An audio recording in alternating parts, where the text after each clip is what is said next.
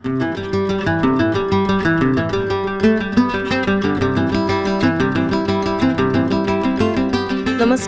आज दिनांक 4 मार्च.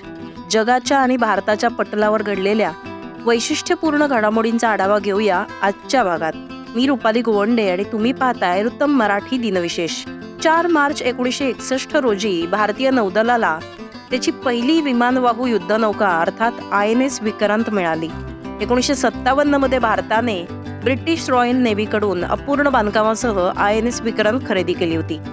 त्यानंतर त्याचं बांधकाम सन 1961 मध्ये पूर्ण झालं आणि ती 4 मार्च 1961 रोजी सेवेत आणण्यात आली. यानंतर 1965 आणि 1971च्या भारत-पाक युद्धात INS विक्रांतनं पाकिस्तानी लष्कराला घाम फोडला होता. यानंतर या INS विक्रांतच्या नावानं पाकिस्तानच्या मनात एवढी भीती निर्माण झाली होती की ही विमानवाहू युद्धनौका त्यांना कोणत्याही परिस्थितीत नष्ट करायची होती आणि अखेर INS विक्रांतला उद्ध्वस्त करायला आलेल्या पाकिस्तानच्या गाझी या पाणबुडीलाच शेवटी जलसमाधी घ्यावी लागली.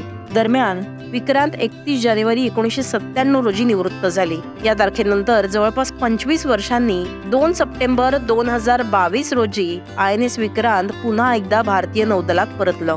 2 सप्टेंबर रोजी पंतप्रधान नरेंद्र मोदींनी ही नवीन INS विक्रांत भारतीय नौदलाकडे सुपूर्द केली. पुन्हा एकदा ही पूर्णपणे स्वदेशी विमानवाहू नौका भारतीय नौदलाचा भाग बनली. नवीन विक्रांत युद्धनौका ही स्वदेशी क्षमता, स्वदेशी संसाधनं आणि स्वदेशी कौशल्याचं प्रतीक आहे. ही महाकाय युद्धनौका म्हणजे समुद्रातला बाहुबली आहे. यामुळे विमानवाहू युद्धनौका बनवण्यास सक्षम असलेल्या जगातल्या 6 मोठ्या देशांच्या यादीत आता भारताचा समावेश झालाय.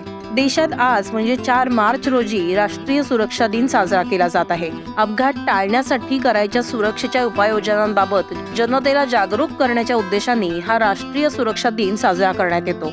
देशामधल्या नागरिकांमध्ये सुरक्षेप्रती जागरूकता निर्माण करणं आणि देशातल्या दुर्घटना थांबवणं हे हा दिवस साजरा करण्यामागचे प्रमुख उद्देश आहेत. राष्ट्रीय सुरक्षा दिवस हा संपूर्ण आठवड्यावर साजरा केला जातो. राष्ट्रीय सुरक्षा परिषदेची स्थापना 4 मार्च 1972 रोजी झाली होती.